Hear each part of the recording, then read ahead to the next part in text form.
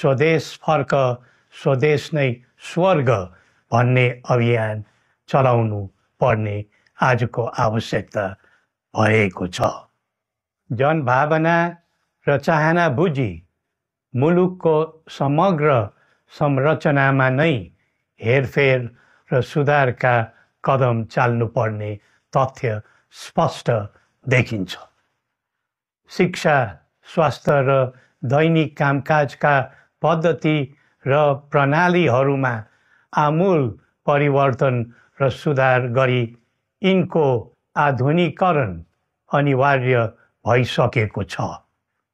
युग प्रविधिको हो, सावधानीपूर्वक उपयोग गर्नु सकेमा राष्ट्रको योगदानमा ठुलो टेवा पुग्न सक्नेछ। सुशासन र भ्रष्टाचार मुक्त प्रशासन मूल नारा हुनु पर्दछ।